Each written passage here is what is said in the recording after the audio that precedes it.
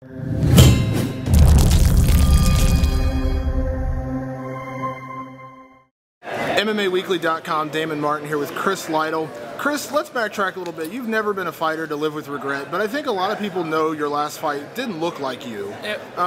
When you look back at that one, do you have regrets even taking the fight the way it happened?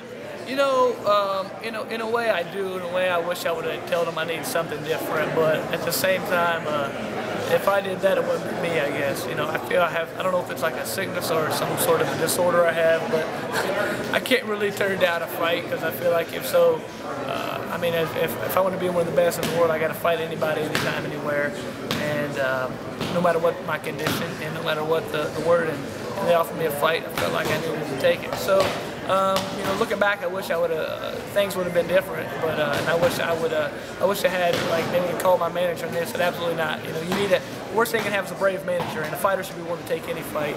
And you know, they called me and I took it, so I'm a fool.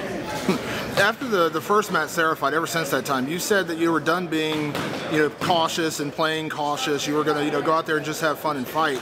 And ever since then, you went on an incredible winning streak, you know, got in the top 10, and then the Brian Ebersole fight happened. I mean, does that change your attitude at all, or do you feel like you can still get back in that top 10? Does that matter to you? It does matter, but you know, I'm not gonna be one.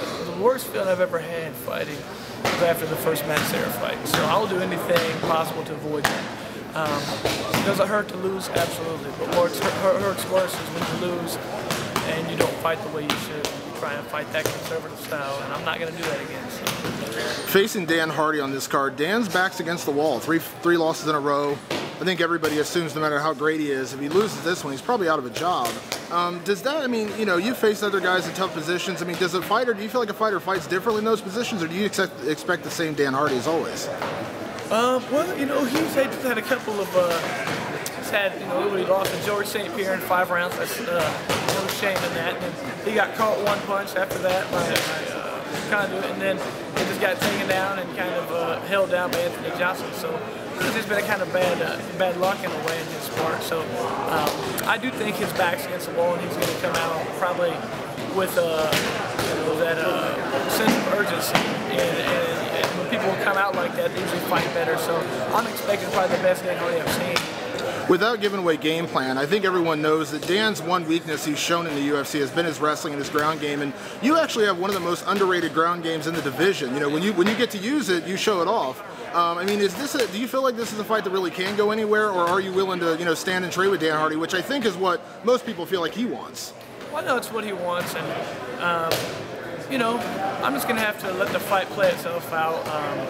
Not really sure exactly what's going to happen. I know no matter what, though, I have no intentions of going out there and trying to make it, you know, I'm not going to go out there and just try and win the fight. I want to go out there and I want to finish the fight. And if I can get that on the ground, that's great. And if not, I'm going to try it from my feet. So it all depends on how the fight plays out. There's no way I'm going to try and just make it a boring fight where I'm going to try and win. It's not my goal. So my goal is just end the fight before the last bell. So however that happens, it's going to happen. But that's definitely the goal.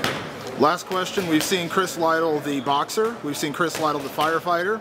We've seen Chris Lytle, the MMA fighter. What's Chris Lytle, the politician, going to be like? I'm hoping it's going to be pretty similar, you know, pretty aggressive and, you know, not willing to, you know, trying to have some integrity in there, not willing to, not being afraid of anybody like I think most of the people are. They'll just kind of take what people give them and they always make deals and try and do whatnot. But I'd rather go out there and have everybody end up in my party or whatever not liking me and want to get rid of me than go out there and sell out and do the wrong thing. I'm not there for I wouldn't be there for any other reason than help the people in my community, not help myself and the other people in my constituency or whatever. So, thanks a lot, Chris. No problem.